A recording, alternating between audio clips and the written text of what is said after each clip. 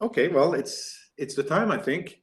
So I'd like to welcome everybody to this third conference organized by the Embassy of Japan and the University of Luxembourg.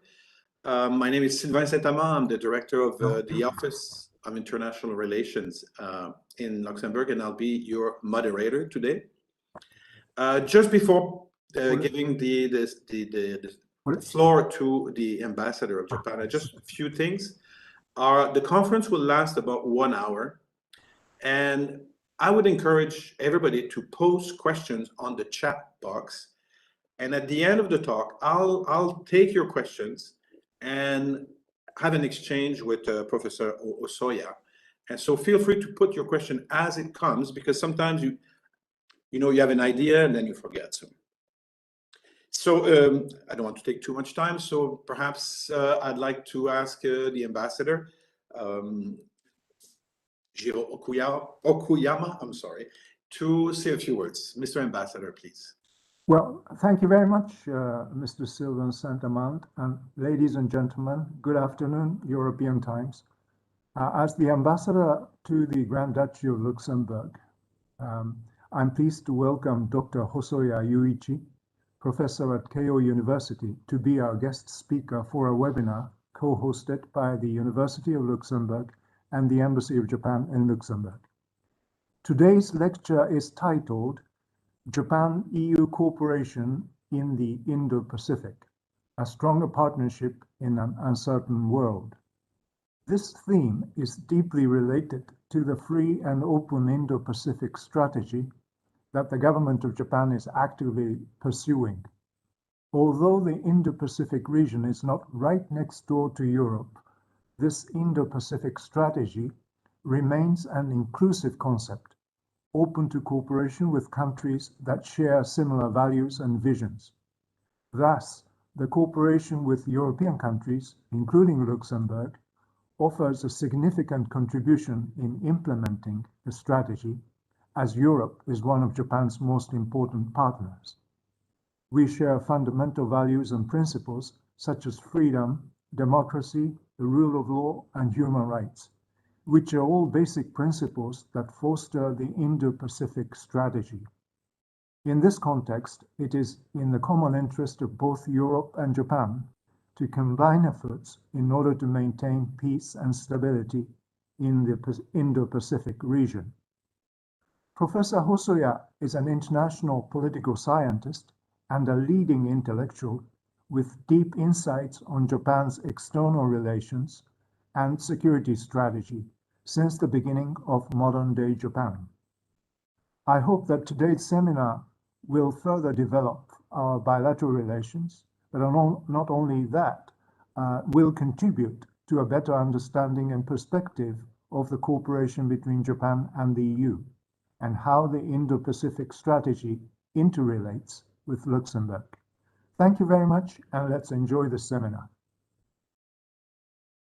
Professor Hosoya, if I may just add one thing. The session, as you all know, will be recorded. So please put your microphone on mute and perhaps close your camera if you don't want to be recorded. Professor Hosoya, please. Well, thank you very much indeed for your very kind introduction. And also thank you very much, Ambassador Okuyama, for your very kind opening remark. I'm Yuichi Hosoya, Professor of International Politics at the Keio University in Tokyo. Well, Keio University is generally regarded as the oldest university in Japan, oldest higher education in Japan. But at the same time, I'm a visiting fellow at the University of Cambridge in the UK. Of course, Cambridge University has a much longer history, which starts from the 30th century. And at the same time, I belong to think tanks in Tokyo. Actually, I'm a researcher at 6 think tanks in Tokyo. So in these think tanks, I usually dealing with recent issues such as East Asian international relations, US-Japan relations, and also, of course, Japan's policy towards Asia. But basically, I am a European expert, and I started my career as a historian of international relations and also EU studies scholar. So that's why, well, it's quite familiar with me to talk on the topic of the EU-Japan relations. And not just that, well, when I was an undergraduate student, I studied in the Netherlands. It was really rare for Japanese students actually to study in the Netherlands. It was 1992, and just a few months after the treaty was signed, of course, the Treaty of Maastricht, and the treaty was signed in February 1992. And I went to the university in the Netherlands in 1992, actually September or August, September. And the place where I went to study was the University of Maastricht. And I think that for many, the name of Maastricht must be familiar with. And I didn't know about the treaty when I was undergraduate student very well. I didn't know about the new entity because we called it at the time just European Community. But within a year, the name was changed from European Community to the European Union. Without knowing a lot about the reality of the progress of the European integration, actually I went to Maastricht, and the town was so crowded with people because just a few months before the treaty was signed. And I was introduced by professors there that there are some phrases there, like Chancellor Helmut Kohl or President François Mitterrand, and many like John Major. They came to hotel or restaurants where they talked in Maastricht. So naturally, I became to be familiar with the European Union. And also, I began to ask, what is it? What is European integration? And I joined in a study trip with other Japanese or American or other European students. And we went to several European capitals where important decisions were made. Naturally, Luxembourg was included. And we went to Brussels, we went to Strasbourg, we went to Luxembourg to see how it worked. And by going to these places like Brussels, of course, we went to a Commission, European Council, we went to European Parliament, but I was just an ordinary Japanese student who was at the time studying Japanese political and diplomatic history. Well, something was happening. I noticed that something was happening in the European Union or European cities. So I changed my interest from Japanese diplomatic history to European Union studies. So this was my personal story. And particularly, I was attracted and fascinated by the beauty of Luxembourg. Luxembourg is totally different from other cities. It is surrounded by forest, or it is located within a forest. And also, there are many good historical buildings and historical legacies there. So, if there was no European Union, I think that Luxembourg might be just a small country. But because of the size, because of the history, or because of the culture of different languages and different ethnicities, different traditions, I think this made Luxembourg a kind of a heart of Europe or at the center of Europe. So I naturally have a very strong affection to these three countries, of course, the Netherlands, Belgium, and Luxembourg, because I always feel that these are the heart of Europe. And to understand Europe, it's really nice to go to like Netherlands or Belgium and Luxembourg, because there are many European students coming from all over Europe. And also we just are able to see the mixture, how these are mixed in these cities. So, well, I particularly have a strong affection of Luxembourg. And so when I was asked to talk in Brussels and Luxembourg, I felt happy because I thought that I could have an opportunity to visit Luxembourg. But unfortunately, because of the COVID-19, I was unable to visit Luxembourg. But interestingly, I am near to you. I'm now sitting in Paris. I am a visiting scholar at the University of Cambridge, for a year, and I came to Paris by getting on board Eurostar the first time after 3 or 4 years. And I had a good dinner, naturally, in Paris last night. And well, it is just 1 or 2 hours from here to go there. I mean, Luxembourg. But as many of you might be feeling, the COVID-19 makes our life more difficult and provides more limits in our life or research or study. But the situation is getting better and better. So I think that all of you who are sitting here will have much better life overcoming the current COVID-19 situation. But before that, let me start my talk, and I like to use my PowerPoint slide. And I will share my PowerPoint slide with you. And this is my PowerPoint slide. And I like to use a slideshow. And I think you can see my slideshow. And thank you very much indeed. The title is, as is introduced, Japan-EU cooperation in the Indo-Pacific, a stronger partnership in an uncertain world. I suppose that for many of you who are there, the Indo-Pacific region is far away. It's natural to feel so, but Indo-Pacific is different from Asia. Asia might be alien to some of you and far away from some of you, but Indo-Pacific is nearer for some reasons.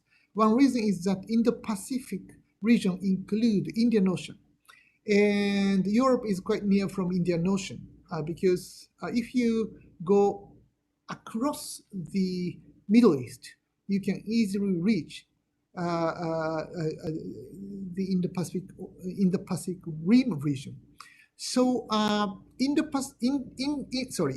Ocean region, Indian Ocean, it has been naturally very close to particularly European imperial powers, like there are India, there are the Vietnam, there is Indonesia. So some European countries, I suppose that Europe have a strong cultural and historical relationship with that region, much closer to Far East. But more than that, for some reasons, I think that Indo-Pacific region becomes a kind of a buzzword or the most important region in the world. One of the reasons why Indo-Pacific region is important is that the top 3 economic powers, I mean the countries, states, are located in the Pacific. Number 1 country, of course, as an entity, as a whole, the European Union is the biggest or one of the biggest or a bigger power in economic size than the others. But on the other hand, as we think about the size of the GDP as a country, the United States is the biggest in the world still, and China is the second. The third is Japan. So the top 3 bigger economies, I mean the United States, China, Japan, are situated in the Indo-Pacific region. This is one thing. The other thing is that currently, the most important international relations is, generally regarded as the US-China confrontation. The number 1 economy, number 2 economy, number 1 power, number 2 power, United States and China are confronting. And the United States and China are promoting and advancing a kind of a decoupling. Decoupling means that we are seeing the reorganization of global economy. Like Japan, the biggest trading partner has been China, not the United States, nor the European Union. That China has been Japan's largest trading partner.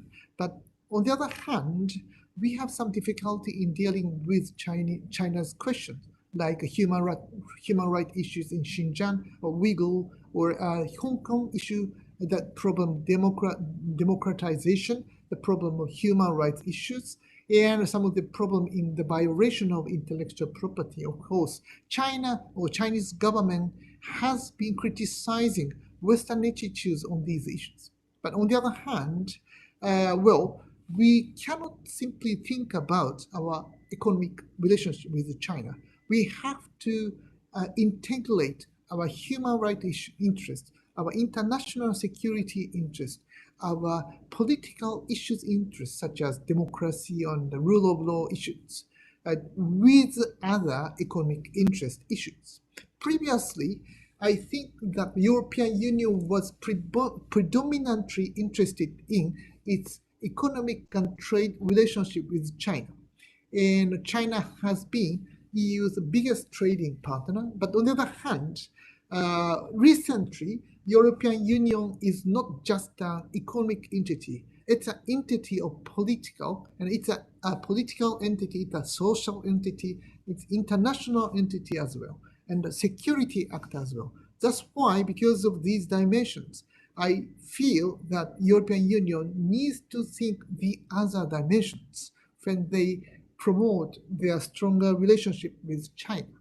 So in this way, I think that the European Union now needs more deeper cooperation with like-minded partners such as Japan, the United States, Australia, Canada as well, and some other countries. And in this way, I think that the Japan-EU cooperation or Japan-EU bilateral relationship becomes much more important than before, because in East Asia, Japan is not just a big economic power, but now Japan is becoming a much more important security power as well, unlike before. Both Japan and the EU are or were generally regarded as just a civilian power or a non-military power without strong security measures, military capabilities. But nowadays, I think that both Japan and the EU are enhancing its security policy and security identity or military role as well. So in that way, naturally, unlike before, Japan and EU both need to think about security concerns in the Indo-Pacific region. So considering these new trends, I like to emphasize on the importance of the EU-Japan relations or EU-Japan cooperation in the Indo-Pacific. And we need a stronger partnership regardless of some hurdles to be cleared. So let me move on to the next slide. By the way, I will talk about 40 minutes or so, and then we like to have a question and answer session. And I really strongly welcome your questions or comments after my talk or during my talk, because you can use or you can put your questions or comments in chat box. And I can read those questions or comments, and afterwards I try to respond to these questions or comments. And then I like to begin my talk by talking about the decline of the liberal international order. We have seen many, not just new trends, but new challenges, new dangers, new problems in international politics. Like recently, of course, United States force was evacuated from Kabul, and now Afghanistan was occupied and controlled by Taliban regime. This is a quite new trend.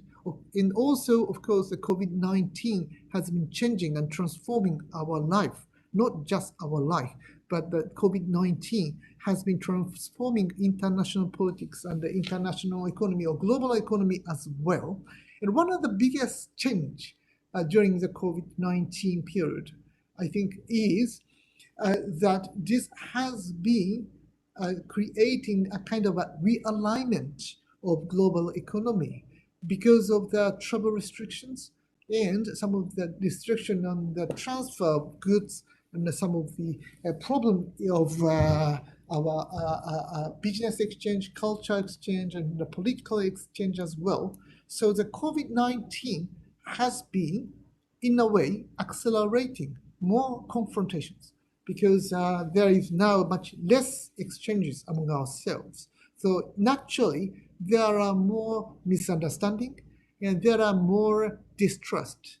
And also there are more conflicts one another. So in this way, there are many reasons why I like to argue about the decline of the liberal international order.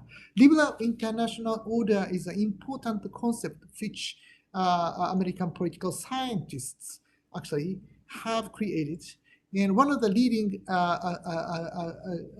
advocates and protagonists of the concept of liberal international order is Professor John Eikenberry of Princeton University.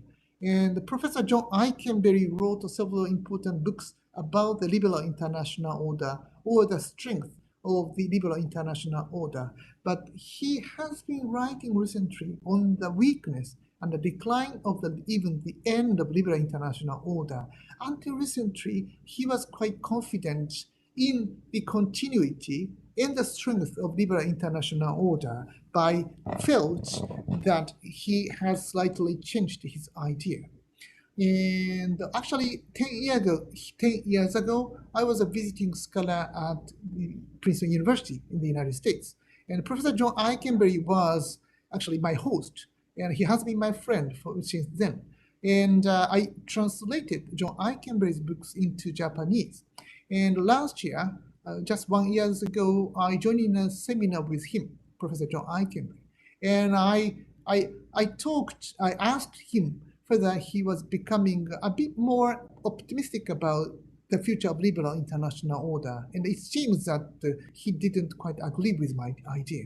He has several reasons why he worries, I think, about the future of liberal international order.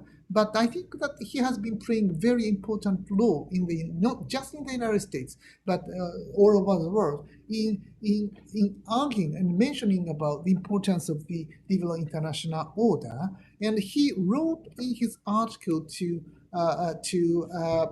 Foreign Affairs that the future of liberal international order depended largely on the role of both Germany and Japan.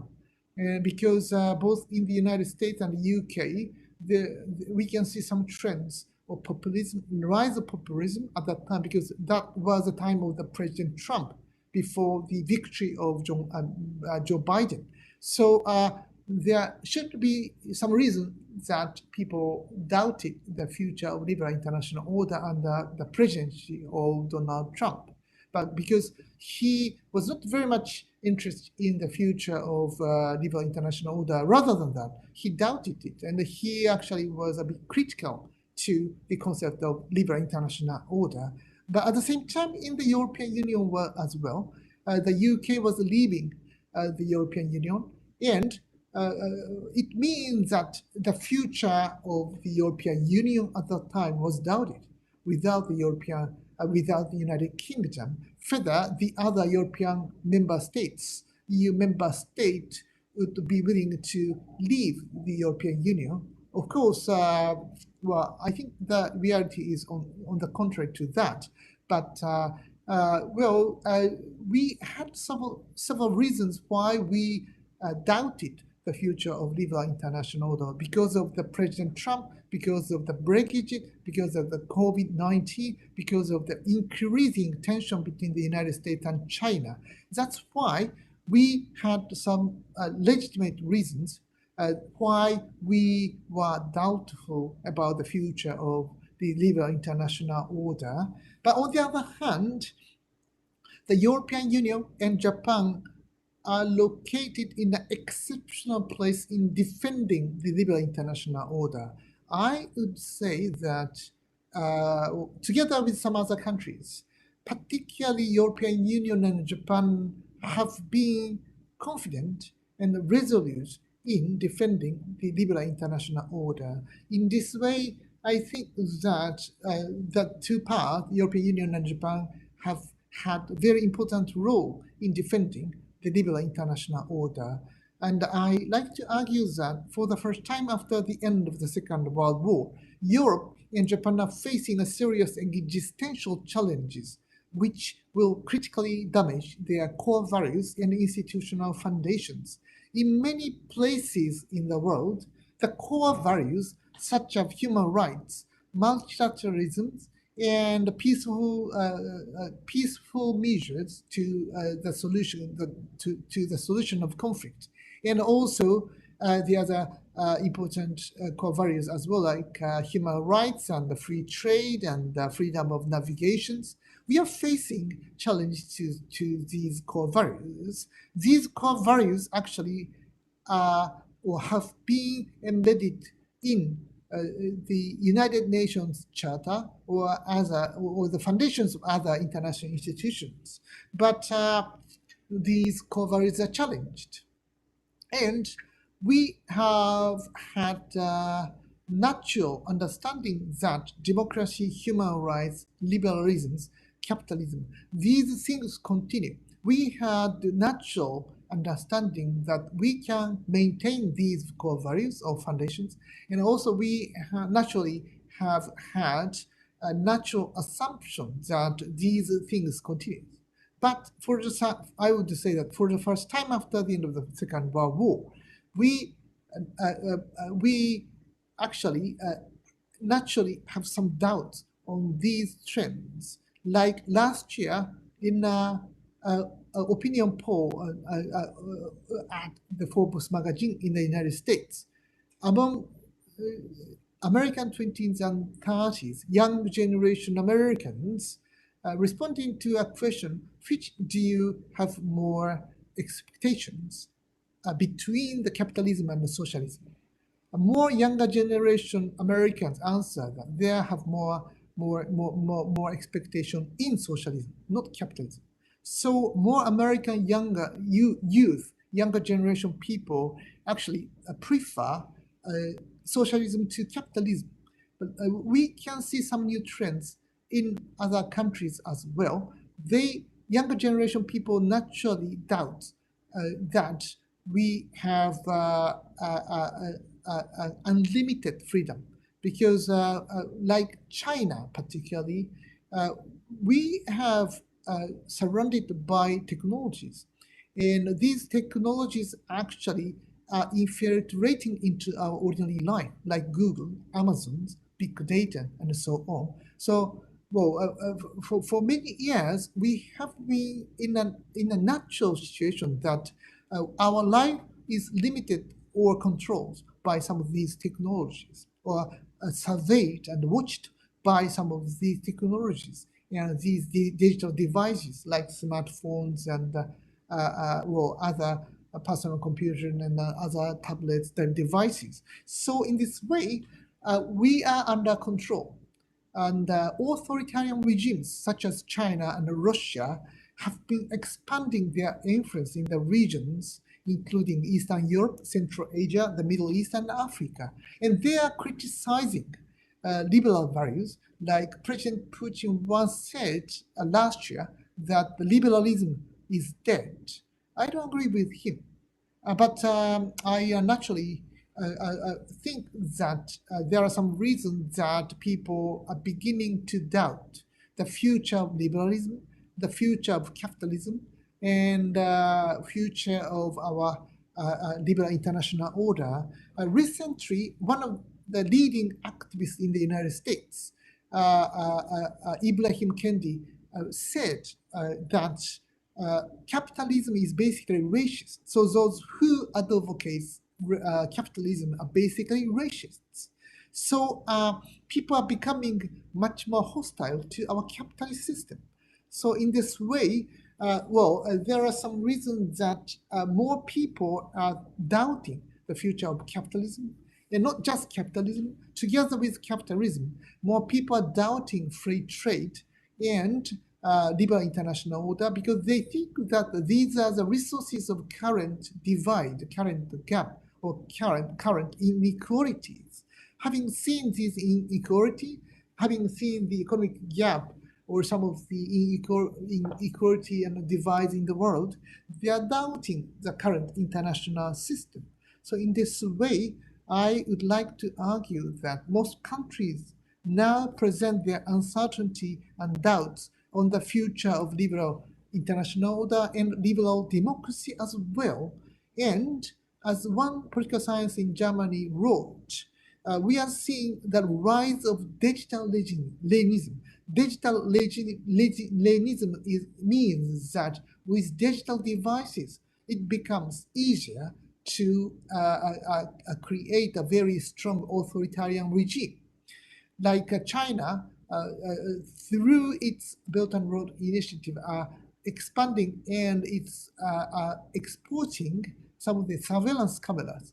With using those surveillance camera, it becomes much easier than before to control all people's ordinary lives in the developing countries. So China is not just exporting its goods, it's exporting its political system and ideology and its idea. So we have to be familiar with this new trend where Chinese influence is bigger and a Chinese political system is familiar to more people in the world. On the other hand, Japan and EU need to fully understand that liberal democracy and free trade and the current system is not natural and not automatic, and it's not eternal in some countries in the world. So the EU and Japan now come closer to enhance their cooperation in defending the rule-based international order and political institutions based on liberal democracy, the freedom of navigation, free trade, and multilateral institutions are not eternal and not natural to many people in the world. So we have to be familiar with this new trend, and the COVID-19 is creating and accelerating this situation further. And then I like to emphasize on the importance of the cooperation between Japan and the EU. Today, Japan and the EU are two leading actors who have both the willingness and the capability to defend the rule-based international order. So if both EU and Japan are abandoning these important ideologies, these important foundation of international order, I think that the liberal democracy and the rule-based international order will die soon. As long as both Japan and the EU are defending these, I think that we can defend these ideologies and also these political system institutions. If the EU now started to show tougher stance towards China, even during the COVID-19 crisis, the EU now uses the term systemic rival to characterize China. To characterize China in its relationship to the EU. I think this is a quite new situation because, as I said before, the EU was basically economic entity. That's why it was natural for the EU to prioritize its economic and the business interests to other political considerations. But because the trend that EU has been becoming much more important security actor and a political actor. That's why I think that it's natural for the EU to think about some of the concern in its relationship with China by using the word systemic rival. Both the European Union and Japan understand the importance of their economic relationship with the EU while responding more effectively to China's challenge to the current liberal international order. On one hand, the United States has been emphasizing on the importance of military confrontation between the United States and China, focusing on the importance of danger in Taiwan. But on the other hand, both EU and Japan are depending on much heavily on non-military measures to settle international crisis or conflicts. That's why I think that naturally the EU and Japan usually think that our economic business relationship with China is important, and our relationship with China should not be dominated just by military considerations. So in this way, I think that the Japanese approach to China and European approach to China are different from American approach to China. And we are distancing slightly from American decoupling strategy towards China because Japan's economy is deeply entangled with Chinese economy. So it's a kind of a suicidal act to totally divide Japanese economy from China. And I'm always saying that Japan has been the biggest provider of both ODA and FDI to China in total. ODA means official developmental aid. And of course, FDI is foreign direct investments. So when I visited India, my Indian friend criticized me that the current powerful, dangerous China is partly Japanese creation. If Japan didn't provide such a huge amount of money and also technologies to China, maybe current China would not be so powerful. So Japan should have provided such financial resources and technology not to China, but to India. My friend in India told me so. But I think that it is nice to see, better to see richer China and more powerful China, because in the 20th century, Japan invaded China, and Japanese soldiers killed so many Chinese people. So that's why, naturally, including Prime Minister Abe, we really need to face these historical pasts. And the reason why Japan could invade China was because China was disintegrated. If China was disintegrated, it would be weaker. And that weaker China would just face a serious civil war or internal conflict. So I think that richer China is better for Japan, and a stable China, more stable China is better for Japan as well. So in that sense, I think that it is nicer for Japan to cooperate with China to make China more stable and richer as well. But at the same time, richer China should not destabilize the region as well. Even though it is nicer for us to see richer China or more stable China, but it shouldn't mean, and we shouldn't think in this way that China should intimidate surrounding countries like Australia.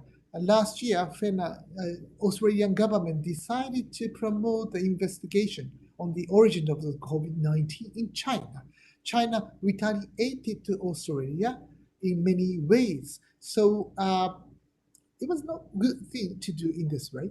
And Japan was intimidated as well. Of course, the Senkaku Islands has been Japanese islands. Let me tell you the fact that on the Senkaku Islands, no Chinese people have ever lived. Before 1945, there were Japanese factories, fisheries factories, and there was a Japanese villages on the Senkaku Islands. And it was natural to argue that there are Japanese people there, but never ever Chinese people lived there. Of course, there might be some Chinese fishermen landed on some rocky islands, but the important fact is China has never owned the Senkaku Islands. But recently, China was trying to overtake these islands, and China was intimidating Japan to overturn the Japanese sovereignty. And our position, Japan's position, has been simple and the same. Any international dispute should not be solved by military means. We should rely basically on peaceful means to solve international rivalries and conflicts. So this is the value of the European Union as well. European Union has been always arguing that it is important to rely on peaceful means to solve international conflicts. So in this way, I think that in many aspects, Japan and the EU share basic values. And let me move on to the next slide. And leading famous scholar on Asia, Andrew Small, who is a senior fellow at the German Marshall Fund. Last year, ECFR policy, ECFR European Council on Foreign Relations policy brief, he wrote that, I quote, "Europe is in the nascent stages of a new debate about China. Last year, the European Union published a strategic outlook paper in which it labeled China as a systemic rival, reflecting a sharp change in its balance of assumptions about the Sino-European relationship. The pandemic is tilting that balance further. So he argues that before the COVID-19, the European Union began to change its attitudes towards China, while saying that China is the most important economic partner of the European Union, but there are some reasons why European Union has concern over Chinese activities, particularly on the human rights issues. So in this way, I should say that the Sino-European relationship or the EU-China relationship has been largely or radically transformed in the last several years. And I think that, as he said, as Dr. Andrew Marshall and Andrew Small mentioned in his comment, is that the COVID-19 has been radically accelerating this trend. And then let me introduce a little bit about Japan's free and open Indo-Pacific strategy and European response. In the beginning of my talk, I mentioned about the importance of Indo-Pacific region. The Indo-Pacific region, or the importance of the Indo-Pacific region, was first mentioned and promoted by Prime Minister Abe. In 2004 and 2005, he began to think the importance of Indo-Pacific region. And when he became Prime Minister in 2006, he began to create a new strategy, and that was at the time called free and at that time the name is a little bit different, but at that time the arc of freedom and prosperity was the label. And the Prime Minister Abe in 2006 and 2007 began to promote the idea of regional cooperation in the Indo-Pacific. So naturally, he went to Australia, he went to India, he tried to connect these countries, Japan, United States, and also India and Japan, Australia as well. And when he visited in India in August 2007, he made a very important speech. And the confluence of two seas. In his speech, he began to argue the importance of combining two seas or two oceans, Indian Ocean and Pacific Oceans. And some people argue that Prime Minister Abe began this new strategy because he tried to contain China. I think this was wrong because he was the person who created better Sino-Japanese relations in 2006 and 2007. Before 2005, Junichiro Koizumi, previous Prime Minister, was visiting the Yasukuni Shrine every year, but the Prime Minister Abe didn't visit the Yasukuni Shrine for the purpose of creating better Sino-Japanese relations. So by doing this, or by not doing the big thing with the Yasukuni Shrine, he created a better atmosphere and he concluded new agreement with China. This became the fourth most important document in the Sino-Japanese relations, and this is called a mutually beneficial relationship on common strategic interest. So this was the foundation, one of the four important foundational papers between Japan and China. So Abe was remembered as an important key figure who created better Sino-Japanese relations. So he has no reason to antagonize or exclude or isolate China. Once again, when he came back to Prime Minister's office in December 2012, he restarted his agenda to promote this strategy in the Pacific. And he launched his idea in August 2016 in his speech in Nairobi, Kenya. Nairobi, Kenya is important. Why he made a speech in Nairobi, Kenya in East Africa? If he would like to contain China, there was no need to go to Nairobi to do that because East Africa is far away from Japan. It was impossible for Japan to collaborate with Kenya to contain China. The reason why he made that speech to launch his new initiative of free and open Indo-Pacific strategy was because he attended a conference of TICAD 6. TICAD is Tokyo International Conference on African Development. In 1990s, Japan was the first country to organize summit meeting with African countries. Now there was a summit for EU. There was a now summit for China, and also there was a summit for Russia as well. 2 years before, Russia began a summit meeting with African countries.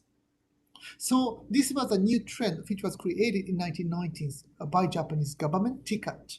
And he went to Nairobi to make an opening remark at TICAT 6. And what he said was to promote connectivity. Connectivity means that it was important for Japan to connect each region, sub-regions. Each sub-regions means Northeast Asia, Southeast Asia, Oceania, South Asia, and East Africa. By connecting these, we can become richer because this was what Japan did in 1960s and 1970s.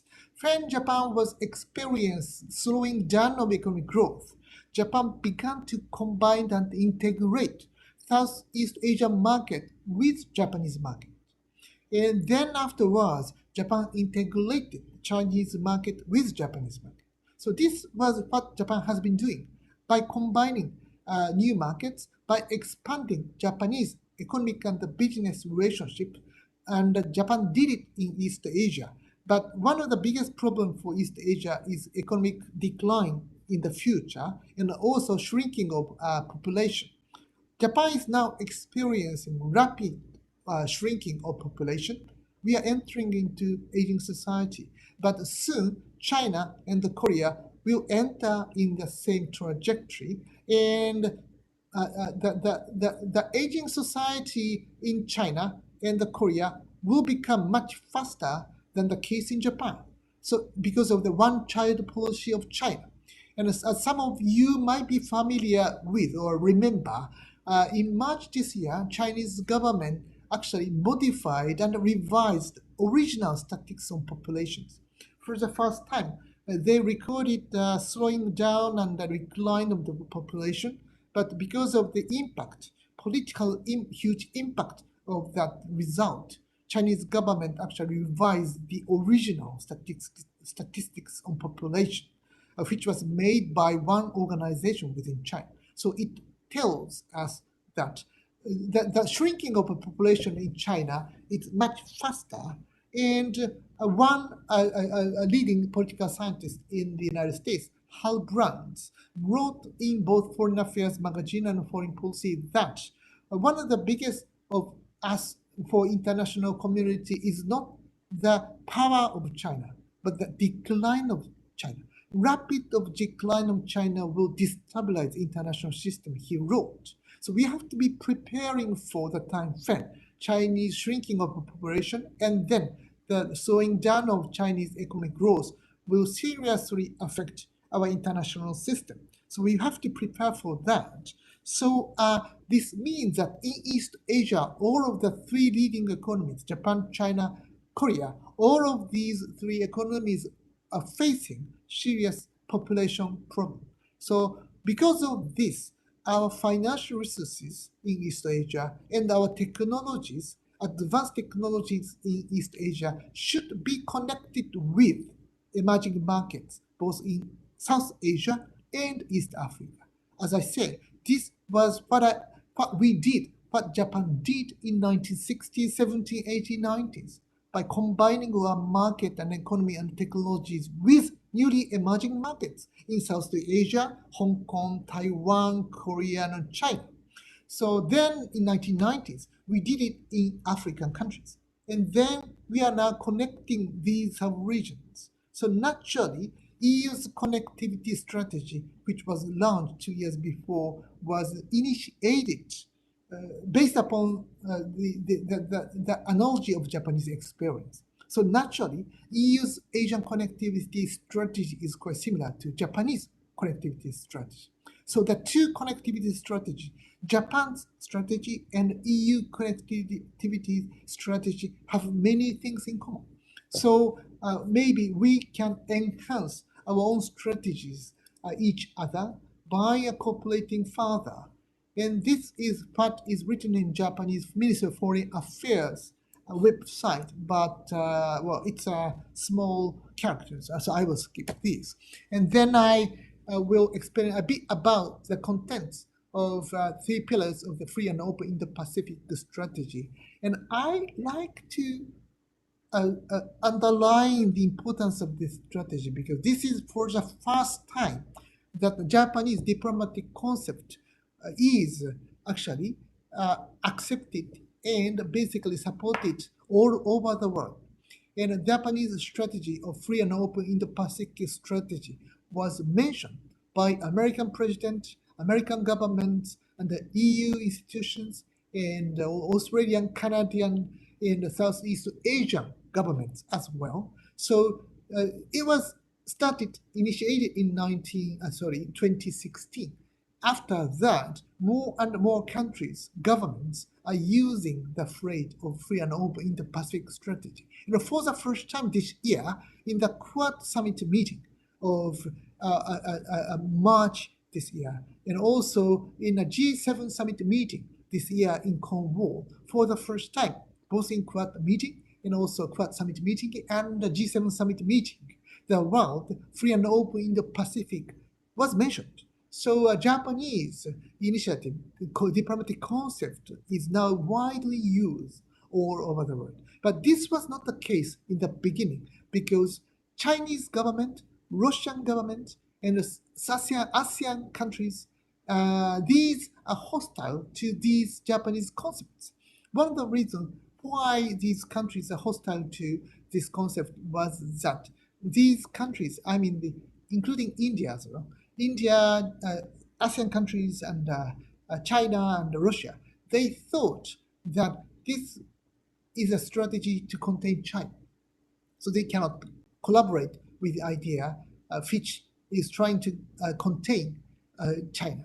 But since then, Japanese government has been working hard to explain that this is not such a strategy to contain China. One of the biggest strategy was that President Trump began to support this idea. In November 2017, 1 year after Prime Minister Abe launched this idea, when President Trump came to Tokyo for the summit meeting between Abe and Trump, he said in the press that American President Trump was willing to support strong leadership coming from Japanese Prime Minister Abe. So it's really rare that American president said that the United States should follow Japanese strong leadership. So this is a new trend. But the next month, December 2017, in the document of the American New National Security Strategy, the word free and open Indo-Pacific was used to describe a strategy to contain China. So that's why Chinese government naturally began to think that Japan was beginning to become a poodle of the United States to try to contain China. So China was beginning to be more hostile to this Japanese strategy. But as I said, the main reason for Japan to promote this idea is economic and business interest. So let me quote some of the words. For example, a Japanese Foreign Minister Taro Kono at that time mentioned in his foreign policy speech in the Japanese National Diet on January 22nd, 2018. He said, quote, "The Indo-Pacific region, which extends from the Asia-Pacific through the Indo-Pacific Ocean to the Middle East and Africa, is the core of global development, where more than half of the global population resides. I am sure that maintaining and strengthening a free and open maritime order of the Indo-Pacific region as a global commons will bring stability and prosperity equally to all countries in the region." So this means that Japan is willing to create much more inclusive regional concept, of course, include partly China. So there is no reason to exclude or isolate China. The point is not whether we should contain or not. The point of the strategy is whether China is willing to respect important norms and values. As long as China is willing to respect the rule-based international law, China can have a very honorable place in this region. Let me give you one example. Japan concluded last year a free trade agreement with China based upon the name in the framework of RCEP. So in this regional concept of RCEP, Japan is willing to collaborate more with China. So Japan has RCEP, free trade agreement with China and Korea. Japan has TPP, CPTPP. Japan has its own Japan EU EPA FTA. Japan has many those free trade agreements. By combining all of these free trade agreements, I think that Japan can be located at the center of this free and open Indo-Pacific concept. And then I like to focus on the importance EU's strategy. EU's strategy is naturally based on the idea of multilateralism. And EU's strategy, as is written in the recent EU's communication on the Indo-Pacific strategy, EU's strategy is focusing on the importance of inclusiveness, including Japan, Korea, Australia, China as well, Russia and so on. So Japan and the EU has so many things in common in promoting this kind of regional strategy.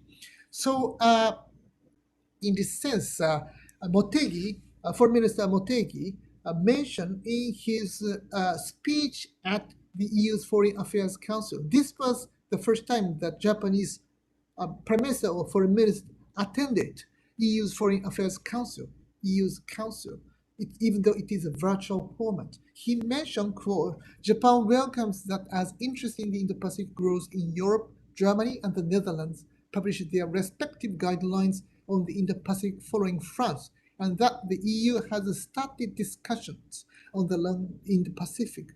The US engagement is vital for tackling the challenges we face, and the collaboration among like-minded countries is important. So it is important to understand that Japan has been leading this trend of creating free and open Indo-Pacific. And EU is perhaps the most important player in sharing basic ideas and values with Japan, promoting this. So naturally, it was, I would say that this was a natural result that EU published its own version of Indo-Pacific strategy last month. So it is important, I think, to read through the document because there are so many things in common between Japanese strategy and the EU's strategy, much more than before. I think that EU's Indo-Pacific strategy and Japan's FOIP, free and open Indo-Pacific strategy, should be coordinated in a much closer cooperative format. So the currently High Representative and Vice President Joseph Borrell said that, quote, the world's center of gravity is moving towards Indo-Pacific, both in the geo-economic and geopolitical terms. The future of the EU and the Indo-Pacific are interlinked. The EU is already the top investor, the leading development cooperation partner, and one of the biggest trading partners in the Pacific region. Our engagement aims at maintaining a free and open Indo-Pacific for all, while building strong and lasting partnerships to cooperate on matters from the green transition, ocean governance, or the digital agenda to security and defense. So you see natural trends that we are in the place where Indo-Pacific is becoming at the center of international politics, and where both Japan and the EU play a significant role to promote that. Thank you very much. Indeed, I stop here and I will looking forward to listening to your comments and questions. I wish you could have continued because it's very, very, very interesting. Thank you very much. We have a few questions, so let me start with the ambassador's question, if I may mention him. The question is if there can be a division of labor among EU member states to help maintain peace and security in the Indo-Pacific, what specifically are they from one country to another? Say France, Germany, and Benelux, for instance. Okay, thank you very much. May I answer now? Please, please. Thank you very much. That's a wonderful question. And each country has its own foreign policy. So we have to look at European reaction or European initiative or strategy to Japan's FOIP.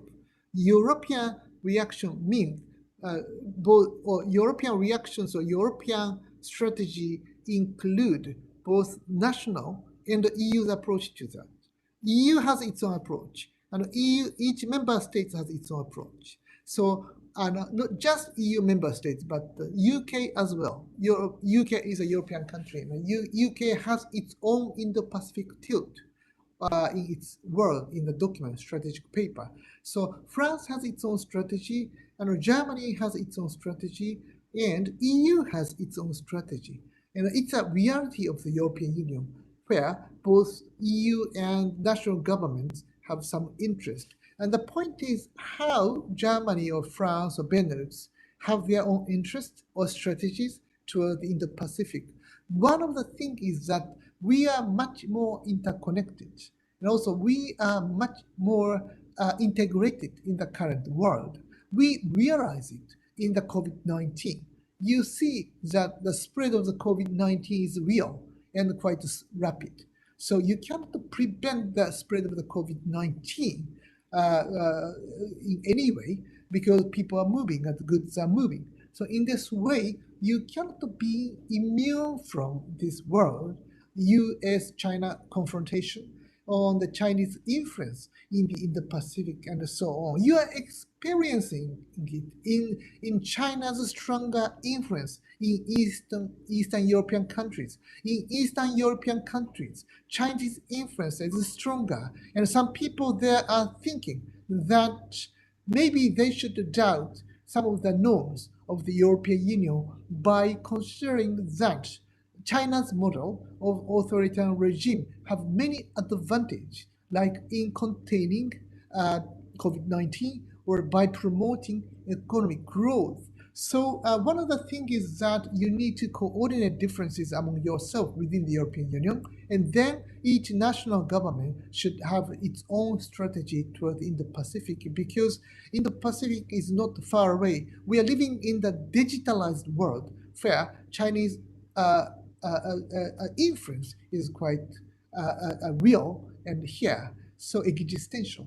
And at the same time, I think that it is easier for the European Union to influence the region much more than before. So like Germany and France, because Germany is one of the leading economy in the world, and China has a very strong business and economic interest in China as well, like Mercedes, and of course Audi, and there are many car makers factories in China. So if China cannot influence China, if Germany cannot influence China in a good way, it means that Germany will suffer hugely from that trend. So by collaborating with other like-minded countries, such as United States, Japan, UK, France, or Australia and Canada, I think that Germany can be in a much better position to influence China.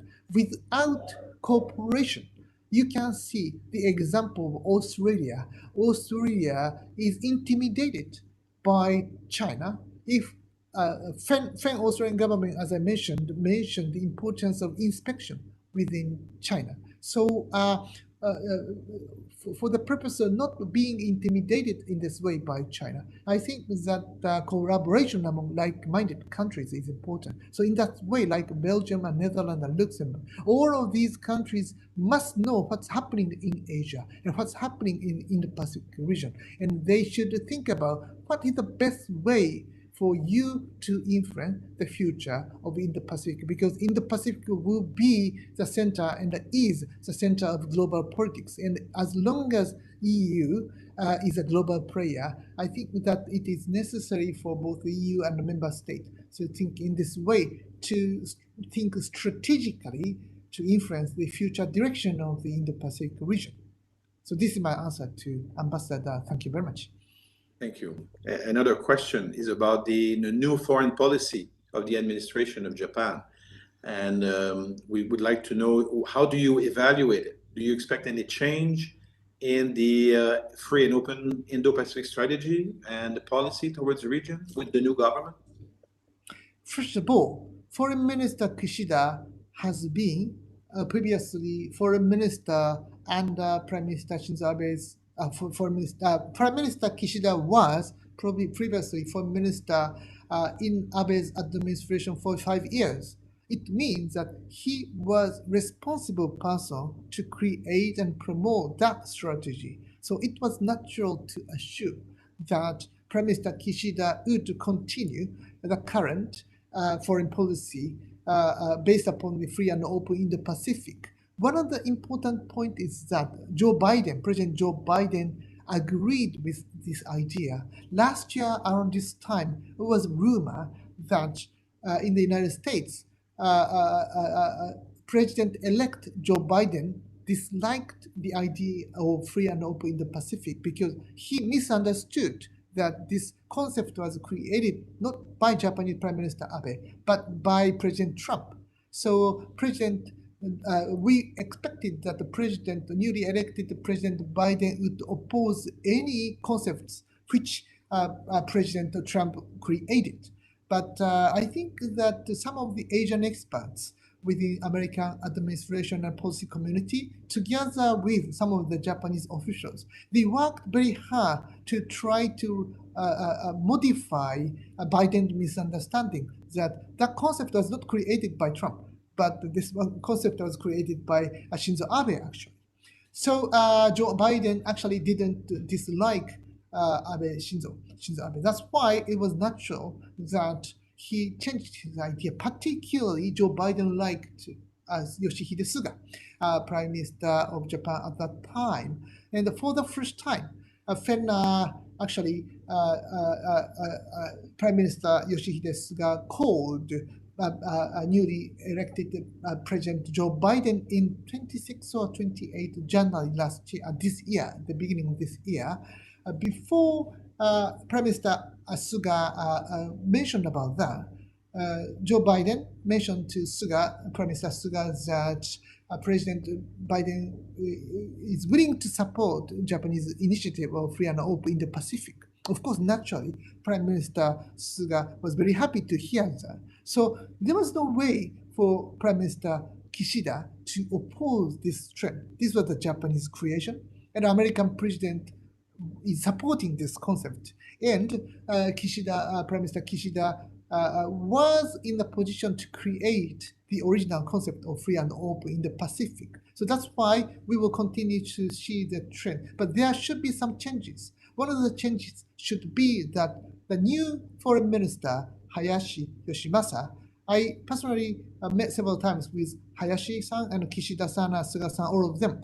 And Hayashi-san is extremely rational person. He graduated from University of Tokyo and he went to Harvard Kennedy School. Exceptionally, he is fluent in English. And not just that, he knows a lot about foreign policy, economic trade policy, and every aspect. And he is one of the most internationally minded politicians in Japanese political world. In this sense, I think that he will play a very important role. Particularly, he is extremely flexible.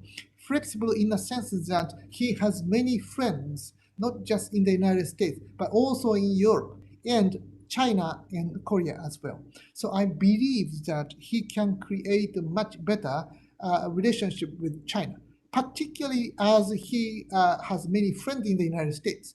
I hope and I believe that he can play a very important role in bridging two sides, China and the United States. So in this way, I think that Japan can play a very important role in trying to bridge the current confrontation between the United States and then China, particularly in Taiwan, because many people talked about the possible war between the two sides, between China and the United States. So in this way, to avoid a war, I think that both Prime Minister Kishida and Foreign Minister Hayashi can play a very important role. And I would say that this was the first time in Japanese political history that both Prime Minister and the Foreign Minister, Japanese Prime Minister and Foreign Minister are exceptionally fluent in English.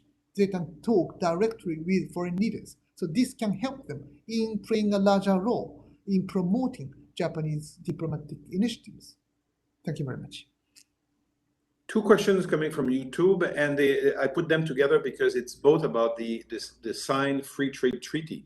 So one part of the question is, what are the next steps to make it stronger? And the other aspect of the question is, how will it affect the global order if it gets stronger? EPA, which Japan has been advocating and promoting, is different from FTA. Free trade area is just a free trade area. So this is similar to the difference between EEA and EU. So EPA is much thicker and much deeper, much more important. So Japan EU EPA has many clauses. It's quite huge volume. It means that it's not just to eliminate trade barriers. It is the agreement to promote global standards. It means that, of course, Japan EU EPA is currently the biggest trading area, bigger than the United States alone, bigger than China alone, bigger than TPP, CPTPP. So it means that Japan and the European Union together can become the setter of global rules, particularly on trade. So I think it is extremely important for the EU and Japan to collaborate more to be important leading player to create the global rules. And I think they did it in many places like Kyoto agreements. In Kyoto agreements, because the United States and China didn't implement it. That's why Japan and EU were the center of the agreements of the Kyoto Protocol. Even though the United States and other countries joined in, actually, Paris agreements and the current new trends on climate change, I think still EU and Japan are in a very good place to be leading a player in creating global norms and rules, because the two sides, unlike United States, unlike China, unlike Russia, I think that both Japan and the EU prioritize the importance of multilateralism and the rule of law.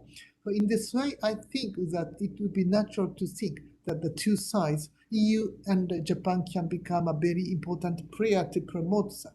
So it means that now we have many problems in the world, of course, including climate change, Sino-American confrontations, and COVID-19 vaccinations. There are so many problems. That's why the EU and Japan should use other measures such as G20 summit meeting, WTO, of course, United Nations as well, WHO as well. Of course, both Japan and the EU participated, or EU member states participated in these institutions. That's why we need to enhance those rule-based international order by collaborating more based upon the EPA. So the EPA, Japan-EU EPA, will become, I would say, the foundation of new global international economic order, because Japan also joins in Japan, United States FTA, and also Japan, Japan created, or Japan was in a position of leading a negotiation in the CPTPP. So by combining all of these, Japan EU EPA, Japan United States FTA, and as I said, RCEP and CPTPP, Japan is in a very important position to create global rules, particularly on global trade. So in this way, next step will be to include other important issues such as climate change and some of the violation of intellectual property rights and reaction to COVID-19 or vaccinations, cooperation for the better vaccinations or important medical treatment to that. I think we should, by combining all of these and integrate it in a single package, I think Japan and the EU should become a leading player to create these rule-based international order based upon Japan-EU EPA. Thank you. The Japan-EU collaboration that you qualify as stronger and stronger is very likely a reaction to the lack of diminishing trust in the United States, right? And so there is this pressure that you're describing on trade, free trade values. But isn't there also a kind of a pressure on both EU and Japan to get a little bit more on the military side of leadership? Yes, actually, recently, particularly French President Macron, now the European Union has been using a new important, not new, but important phrase of strategic autonomy. Interestingly, this is coincided with Japanese political trends. Kishida was the head of the political research section in the ruling party LDP, Liberal Democratic Party of Japan. And last year, that group, a research group headed by Kishida, published a new report on Japanese economic strategy, and two key concepts were introduced. One is a strategic autonomy, and the other one is strategic indispensability. Japan should become more autonomous, and Japan should be more indispensable. So in this way, I think that by becoming Prime Minister, I think Prime Minister Kishida will further promote this trend of strategic autonomy and strategic indispensability. And recently, just a few days before, he initiated to create a new inner cabinet ministerial meeting on economic security, and he soon created, within 2 days, he soon created an advisory panel on economic security strategy. So Japan will revise previous national security strategy, Japan's first national security strategy, which was drafted and introduced in December 2013. Actually, I was a member to draft that. And now the government is preparing for revising it next year. And the core heart of the new Japan's national security strategy will be, I suppose, economic security issues. Naturally, within it, in some way, I think that the concept of strategic autonomy will be introduced. The reason why strategic autonomy is being introduced is, I think, in the European Union, it is more unpredictable to see the continuation of American global engagement and China's cooperative relationship with the international community. We cannot too much depend on their goodwill. The American goodwill and China's goodwill. We ourselves, Japan, should enhance strategic autonomy to enhance our national interest by ourselves. Let me give you a few examples. Japan signed CPTPP. Japan signed RCEP. The United States government didn't like it, of course, because the United States government was not a member of CPTPP. The United States government was not quite happy to see the formation of regional economic bloc without the United States. And also, the United States was not, of course, happy to see the signing of a regional free trade area with China without the United States. But I think Japanese government thought that it was beneficial for Japanese government to create it. That's why Japan promoted it. So in this way, I like to say that already a part of a strategic autonomy concept was introduced in Japanese foreign policy, and I think this continues. Thank you so much. There was a question about ASEAN and the collaboration or the role that Japan is playing in ASEAN nations. Well, I talked that Japanese free and open Indo-Pacific strategy was not intending to contain China.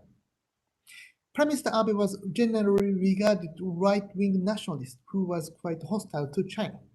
But I said that it was wrong because it was Japanese national interest to promote Japan's business and economic relationship with China.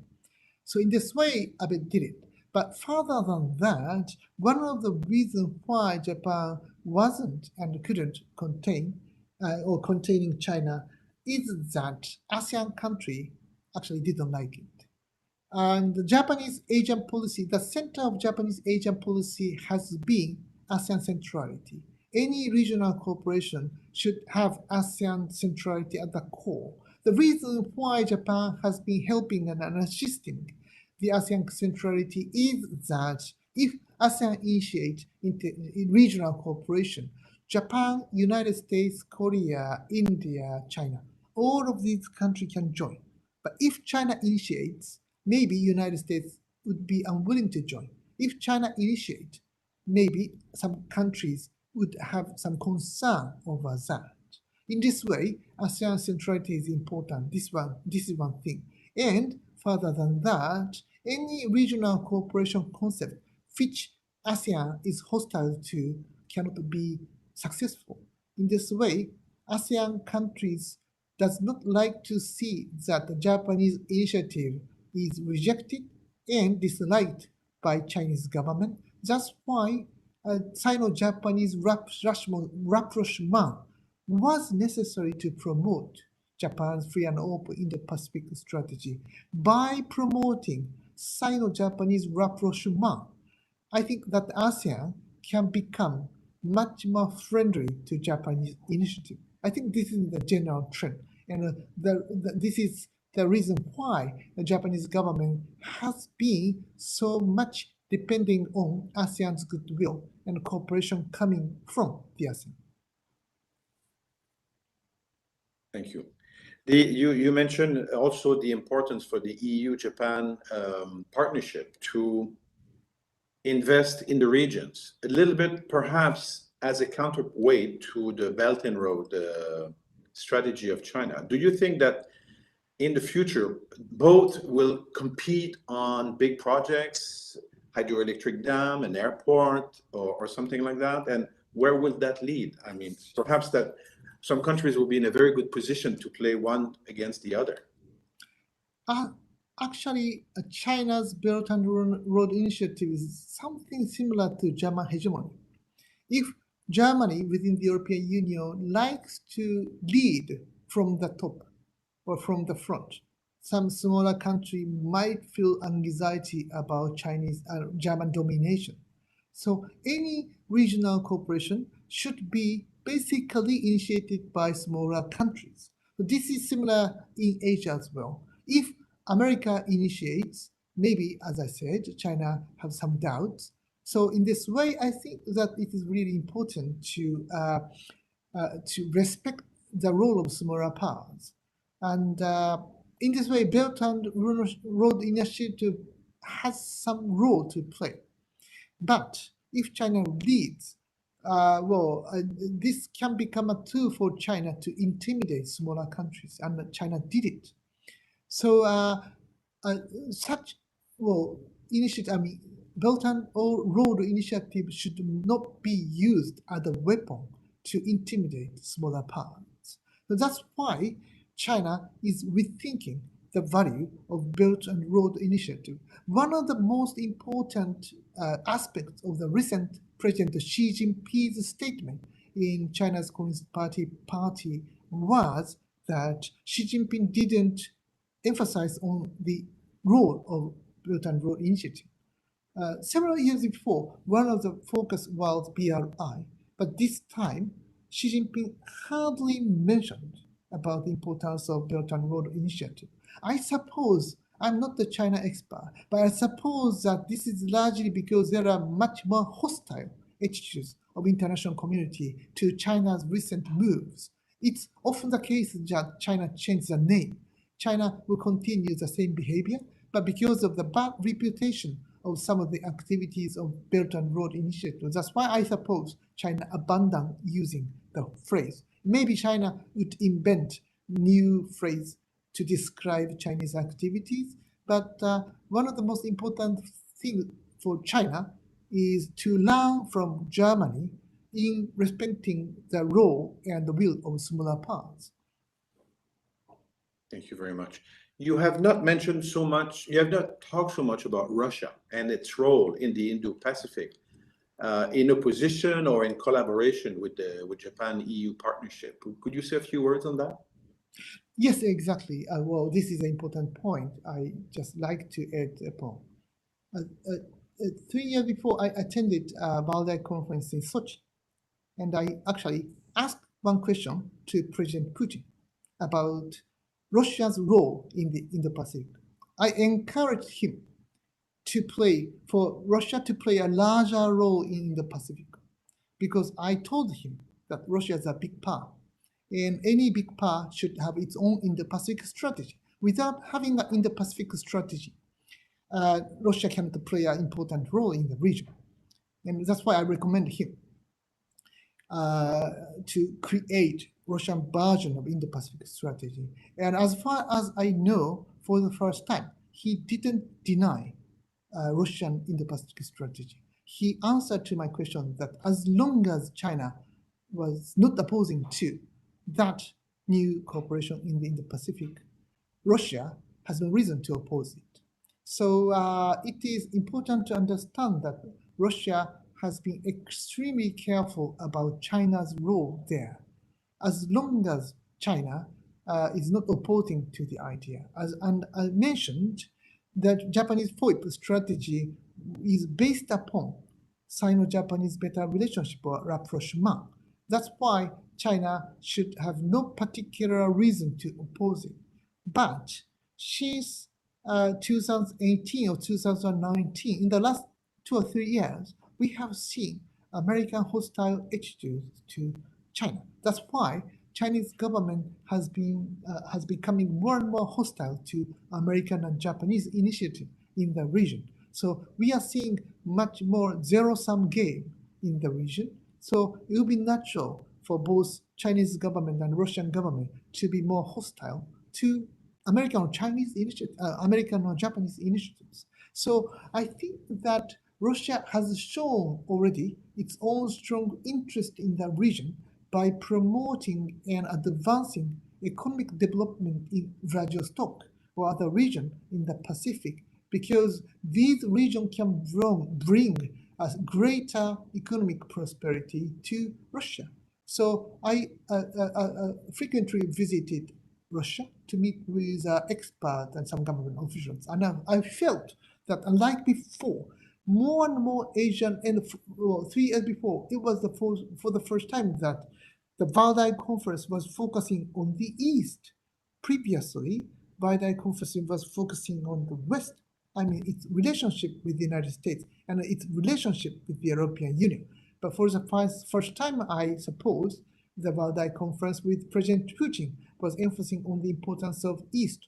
And I heard that President Putin himself has a strong interest in the East or in the Pacific or Asia. But on the other hand, mainstream politicians and officials, government officials in Russia or Moscow are much more keen on focusing on West, I mean both Europe and the United States. So there is a divide between the two directions, towards the East and towards the West. I think this is traditional Russian foreign policy, and we can see some pendulum swing between the East and West. And maybe Putin has a right balanced approach to emphasize on the importance of the both West and East. Thank you so much. We're almost at the end of the conference. I still have one more question if you want, but before, the organizers of the conference, for the participants, put a questionnaire on the webinar, and your input and your comments would be very, very appreciated. So if you go in the chat section, you'll see the address of the questionnaire, and please give us your comments, and it will help us to get better. Last comment, perhaps on the time bomb that you mentioned, which is the decline of population in Japan, in China, and also in Russia. If we go in a prospective view, what would you predict, if you may? First of all, I would say that China remains strong because China has spending a huge amount of financial resources in artificial intelligence. The reason why China is focusing on both AI and cutting-edge technology or digital technology is, on one hand, to control the people by using digital devices. It's much easier for Chinese government to control people with digital devices. This is one thing. The other thing is that because of the decline of population, China needs to depend on artificial intelligence. I think this is a good answer to a difficult question. And I don't know how much and how long China's political stability continues. Or we can have some doubts on the future of China's political stability, but Well, I think that the China strategy to enhance its power, national power, is correct by investing hugely in the field of both digital technologies and AI. And I think that both EU and Japan are lagging behind this trend from both China and the United States. So on one hand, we need more cooperation between ourselves, Japan and EU. And this is one thing. The other thing is that we are living in a globalized world. So we cannot separate ourselves from neither United States nor China. So of course, we naturally continue to promote our stronger relationship with both United States and China. So in this way, I think that we shouldn't be too pessimistic about the future of China. But on the other hand, we shouldn't be too optimistic about the future of China. 10 years ago and 5 years ago, I was saying to this in Brussels or other places in European Union, I was always criticized because they are overwhelmingly optimistic about the future of China. But nowadays, I'm saying different thing. We shouldn't be too pessimistic about China, unlike before. But I'm saying the same thing. When we think about China, we shouldn't be too pessimistic, nor too optimistic, because Japan has had difficult relationship with China more than 1,300 years. So that's why we are in a better position to understand China deeply. So with using our Japanese knowledge or experience, I think the European Union can have much better strategy towards Asia. Thank you so much. And again, on behalf of all the participants and our colleagues at the Embassy of Japan and the ambassador, I'd like to thank you so much. It was very, very, very interesting, very enlightening. And I hope that you can visit us in Luxembourg and continue this conversation. So Of course. to thank everybody as well. Have a good afternoon and see you soon. Thank you so much. Thank you very much indeed. Bye.